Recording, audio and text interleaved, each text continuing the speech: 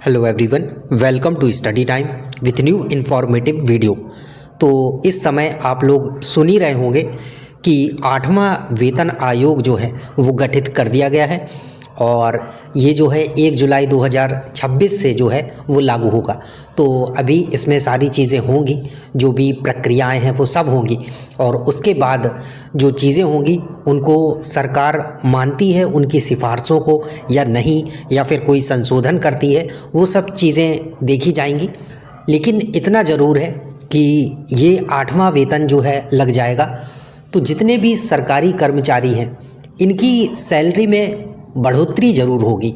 और ऐसा नहीं है कि थोड़ी बहुत हो, 2 4 5 10 हज़ार हो जाए, नहीं, अच्छी खासी जो बढ़ोतरी है वो देखने को मिलेगी।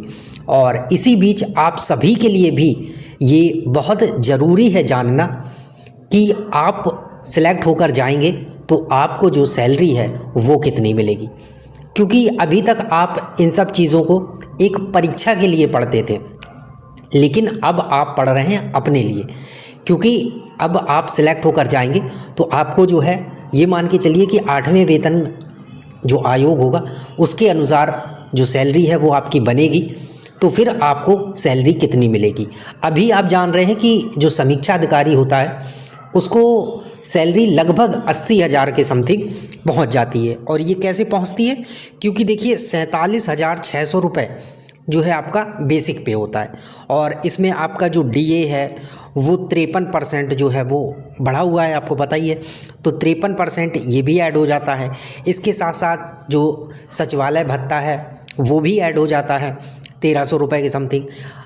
अगर इलाहाबाद हाई कोर्ट की बात करेंगे तो उसमें अलग भत्ते हो जाते हैं आरओ के।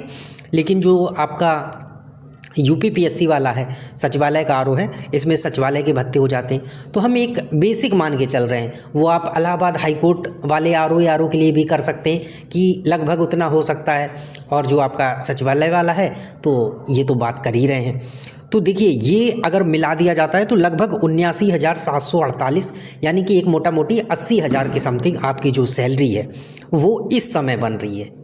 अब क्या है कि अभी मान लीजिए कि 7वें वेतन आयोग की जो सिफारिशें जब हुई थी 2014 में और 15 में लागू किया गया था, तब जो है उसके पहले एक चीज़ आपको बताऊं कि एक होता है फिटमैन फैक्टर। ये एक ऐसी संख्या होती है जिसमें या जिस अनुपात से जो है सैलरी बढ़ाई जाती है, एक वो कहें कि एक अंक होता है।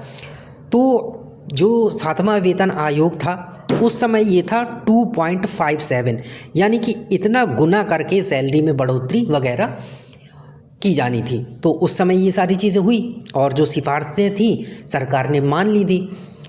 और अब उसी जो एक फॉर्मूला है उसी से जो निकल के आया है 8वें वेतन आयोग के लिए, वो निकल कर आया है 2.86, यानी कि बेसिक पे में 2.86 गुना की बढ़ोतरी की जाए, यानी कि डबल से ज़्यादा, 2.5 गुना से भी ज़्यादा, एक प्रकार से 3 गुना पहुंचने वाले।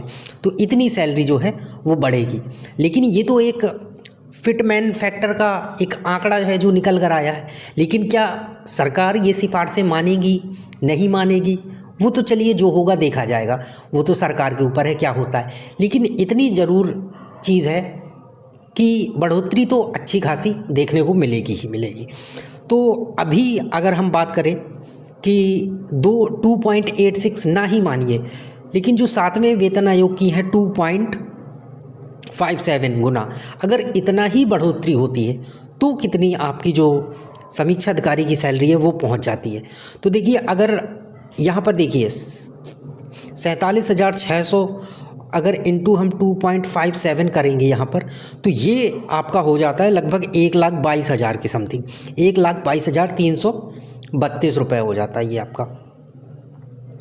और अभी सैलरी कितनी है आपकी? 80,000 के समथिंग मानिए, ठीक है।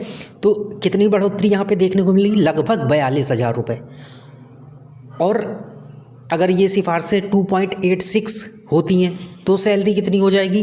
तो 47,600 का गुणा अगर 2.86 से होगा तो ये आपका 1,36,136 प्लस इसमें आपका डीए वगैरह वो सब जुड़ के 1,40 के समथिंग पहुंच जाएगा। तो क्या इतनी बढ़ोतरी होगी?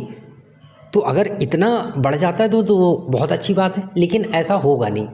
इतनी ज़्यादा बढ़ोतरी देखने को नहीं मिलेगी जितना गुना ये मीडिया में आपको दिखाया जा रहा है, बताया जा रहा है कि दुगनी हो जाएगी, 3 गुनी हो जाएगी, इतनी नहीं होगी।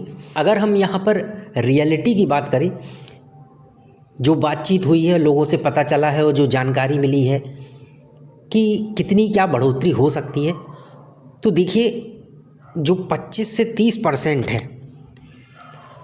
25 से 30% जो है बढ़ोतरी आपकी सैलरी में होगी। इतना मान के चलिए कि कम से कम इतनी बढ़ोतरी होगी। और अगर इतनी ही बढ़ोतरी होती है, 25% ही होती है, तो 47,600 रुपये आपका बेसिक पे था, प्लस इसमें DA HRA ये सारी चीज़ें जोड़ने के बाद जो आपकी सैलरी बन रही थी 80,000 के समथिंग। तो अभी वर्तमान जो RO की सैलरी है वो 80,000, अगर आप एक मोटा आंकड़ा लेके चलें और इसमें अगर आप प्लस कर देंगे 25% ऐड कर देंगे, तो ये कितना हो जाएगा? तो 1,04,05,000 इतना की समथिंग आपका जो आंकड़ा है वो पहुंचेगा। तो जो अब आप सिलेक्ट होकर आएंगे तो आपकी सैलरी डायरेक्ट 1 लाख से शुरू होगी। अभी तक क्या चल रहा था, आप देख रहे थे। अगर अभी आप सिलेक्ट हो जाते हैं, ये 2023 वाला जो आपका RO होने वाला है, और इसमें आप सिलेक्ट होके आ जाते हैं, फाइनल सिलेक्शन आपका होता है, और उम्मीद है कि निश्चित तौर पर आप इस तैयारी के साथ और इस जज्बे के साथ पढ़ रहे होंगे कि इस बार आपका सिलेक्शन पक्का नहीं 100% हो ही जाएगा। तो आपको जो सैलरी मिलेगी वो 1 लाख प्लस मिलेगी। और सोचिए और थोड़ा सा अपने अंदर मोटिवेशन लाइए कि इतनी सैलरी मिलेगी और फिर आप उससे क्या क्या नहीं कर सकते हैं, है ना। बहुत सारी चीज़ें हैं जो एक मिडिल क्लास फैमिली के, कहें कि लड़के का या लड़की का सपना होता है, वो सब चीज़ें उनसे पूरी हो सकती। तो एक आंकड़ा जो निकल कर आ रहा है उसको माइंड में सोचिए, समझिए, खुश होइए और फिर उसी मेहनत और जज्बे और जुनून के साथ लग जाइए अपनी पढ़ाई के लिए, ठीक है। तो जो चीज़ें पता चली थी वो यहाँ पे आपको बताई गई हैं कि कैसा क्या चीज़ें होने वाली है। बाकी तो जो सिफारिशें होंगी एग्जैक्ट उनके अनुसार क्या होगा वो तो देखा जाएगा। हालांकि जो आपको बताया एकदम मिनिमम बताया कि इससे कम तो बिल्कुल भी नहीं होगा। तो 1 लाख आप बिल्कुल एकदम मान के चलिए कि इतनी समथिंग आपकी सैलरी जो है वो बनने जा रही है।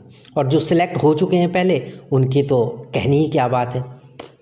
तो बस आप लोग अपना इसी उम्मीद के साथ लगे रहिए कि इस बार आपको सिलेक्शन लेना, और मेरी शुभकामनाएं आपके साथ बराबर से बनी हुई हैं। चलिए, थैंक यू, मिलते हैं न्यू इन्फॉर्मेटिव वीडियो के साथ।